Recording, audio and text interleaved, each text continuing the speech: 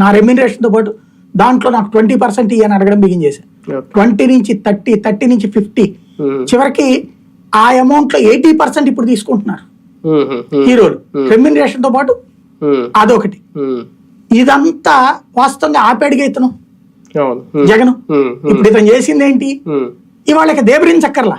కానీ ఇక్కడే ఒక డౌట్ ఏంటంటే, ఓకే మీరు అన్నట్టు వాళ్ళకి కోరిన కోరికలు తీర్చాడు జగన్మోహన్ రెడ్డి గారు, కానీ ఆ రోజు చిరంజీవి గారు వచ్చి చేతులు జోడించి నమస్కరించాల్సి వచ్చింది, ఆ పరిస్థితి తీసుకొచ్చారని దాదాపు ఒక 10-15 సార్లు పవన్ కళ్యాణ్ గారు చాలా ప్రసంగాల్లో చెప్పారు. అదేదో పెద్ద తప్పు కింద, నేరం కింద. కానీ దాన్ని ఏ రోజు కూడా చిరంజీవి గారు ఖండించలేదు. లేదు నేను చిన్న నిర్మాతల కోసం వెళ్ళాను, ఆయన మనం చెప్పింది చేశారు, అంతకుమించి ఇందులో ఏ రాజకీయం లేదు, నేను ఒక రాజకీయ నాయకుడిగా వెళ్ళలేదని ఏ రోజు ఆయన ఖండించలేదు.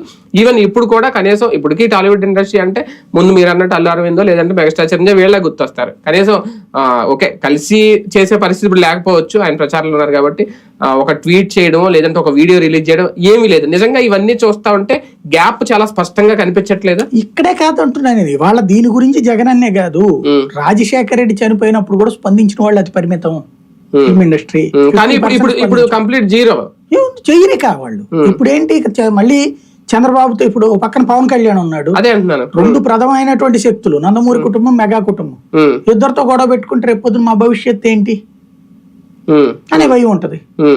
అంటే జగన్ నిర్ణయాల వల్ల ఏమో టాలీవుడ్ ఇండస్ట్రీ దూరం అవ్వలేదని అనుకోవాలి. అయితే తెలుగుదేశం పార్టీని దాటి రాదది తెలుగు సినిమా పరిశ్రమ. ఇంకొకసారి జగన్ గెలిస్తే అప్పుడు ఫిల్మ్ ఇండస్ట్రీ జగన్ ని మంచి చేసుకునే పని పెడుతుంది.